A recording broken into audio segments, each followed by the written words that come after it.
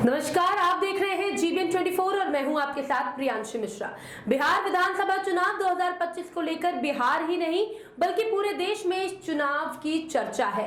पर यहां ये देखा जा रहा है कि सीधी टक्कर एनडीए और आरजेडी के बीच है, जहां एक तरफ एनडीए जनता को जंगल राज न चुनने के लिए प्रोत्साहित कर रही है, वहीं राजद नेता और मुख्यमंत्री उम्मीदवार तेजस्वी यादव के लिए भी ये चुनावी सफर आसान नहीं होने वाला है। पटना के पास गंगा किनारे बसे राघोपुर विधानसभा क्षेत्र से महागठबंधन के मुख्यमंत्री पद के उम्मीदवार तेजस्वी यादव तीसरी बार चुनावी मैदान में हैं।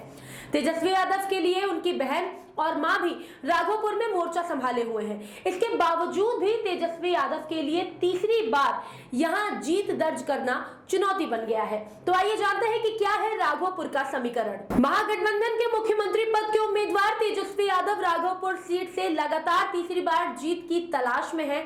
शनिवार को तेजस्वी यादव के लिए व्यस्तताओं से भरा दिन रहा।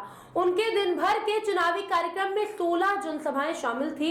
उनका आखिरी कार्यक्रम अपने पिता और पूर्व मुख्यमंत्री लालू प्रसाद यादव के गढ़ रहे राघोपुर निर्वाचन क्षेत्र के शिवनगर में एक जनसभा के साथ समाप्त होना था। हालांकि खराब मौसम के कारण तेजस्वी को कुछ जनसभाएं रद्द करनी पड़ी, लेकिन वो किसी भी कीमत पर राघोपुर का कार्यक्रम छोड़ने को तैयार नहीं थे। उन्होंने कुछ स्थानों पर फोन के माध्यम से लोगों से संपर्क साधा और फिर देर शाम पटना से सड़क मार्ग से शिवनगर पहुंचे। खराब मौसम के कारण हेलीकॉप्टर पायलट को हो रही परेशानी बताते हुए तेजस्वी ने भीड़ से कहा, मैंने पायलट से मुझे पटना में उतारने का अनुरोध किया। मैं सड़क मार्ग से राघोपुर जाऊंगा। राघोपुर के वोटरों से तेजस्वी ने की अपील। वोटरों से अपील करते हुए तेजस्वी ने कहा कि इस बार विधायक नहीं बल्कि वे एक मुख्यमंत्री चुनने जा रहे हैं। उन्होंने वादा किया कि महागठबंधन के सत्ता में आने पर राघोपुर में एक डिग्री कॉलेज और एक आधुनिक अस्पताल बनवाया जाएगा। उन्होंने ये भी कहा कि ये काम मुख्यमंत्री से ही होगा। उन्होंने मतदाताओं से अपील की कि वे उन्हें जीत की चिंता से मुक्त कर दें ताकि वे पूरे बिहार में प्रचार कर सके। शिवनगर में उनकी बहनें रोहिणी आचार्य और रागिनी भी रोड शो करने के बाद उनके साथ शामिल हुई। एक वोटर उमेश यादव ने बताया कि पूर्व मुख्यमंत्री राबड़ी देवी भी हाल ही में इस क्षेत्र में आई थी। लालू जी की बेटी और आरजेडी सांसद मीसा भारती भी लगातार इस सीट पर प्रचार कर रही हैं। राघोपुर की भौगोलिक मुश्किलें और बदलता सियासी समीकरण। पटना के पड़ोसी जिले वैशाली में गंगा के दियारा क्षेत्र के रूप में मशहूर राघोपुर अपने कठिन यथाकृत के कारण किसी भी नेता के लिए आसान सीट नहीं है। मुख्यमंत्री रहते हुए लालू प्रसाद और उनकी पत्नी राबड़ी देवी ने इस सीट का प्रतिनिधित्व किया था।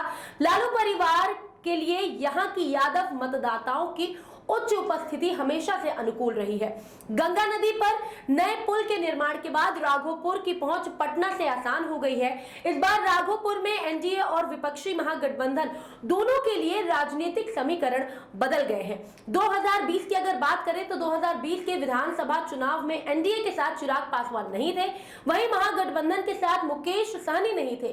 कागजों पर इस बार दोनों गठबंधन पहले से ज्यादा ताकतवर दिख रहे हैं। राघोपुर सीट हाजीपुर संसदीय सीट का हिस्सा है, जिसका प्रतिनिधित्व लोक जनशक्ति पार्टी प्रमुख और केंद्रीय मंत्री चिराग पासवान करते हैं।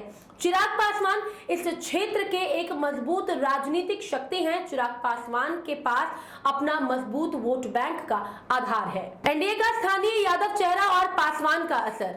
राघोपुर सीट पर यादवों के बाद एससी यानी अनुसूचित जाति मतदाताओं की अच्छी खासी उपस्थिति है। राजपूत वोटर भी यहां मायने रखते हैं। इसी को ध्यान में रखते हुए इस बार एनडीए ने राघोपुर में अपना पुराना और स्थानीय यादव चेहरा यानी सतीश कुमार को मैदान में उतारा है। सतीश कुमार के जरिए एनडीए की कोशिश है कि राघोपुर में यादव वोटों को अपने पाले में किया जाए। आपको बता दें, ये वही सतीश कुमार है जिन्होंने 2010 में जेडीयू उम्मीदवार के रूप में राबड़ी देवी को हराया था। हालांकि 2015 और 2020 में उन्हें तेजस्वी यादव से हार का सामना करना पड़ा था।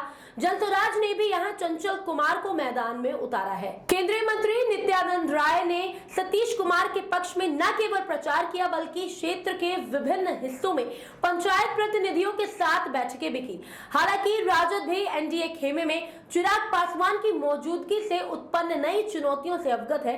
राजद के दलित चेहरे शिवचंद्र राम यहां प्रचार कर रहे हैं। राम पिछले लोकसभा चुनावों में चिराग पासवान के खिलाफ आरजेडी के उम्मीदवार थे। अब देखना ये बहुत ही दिलचस्प होने वाला है कि 14 नवंबर को जीत होगी किसकी, क्योंकि जिसकी भी जीत होगी बिहार का भविष्य वही तय करेगा। फिलहाल आज के लिए इतना ही, लेकिन ऐसी ही तमाम चुनावी खबरों को जानने के लिए आप जुड़े रहिए हमारे साथ और देखते रहिए जीवन 24।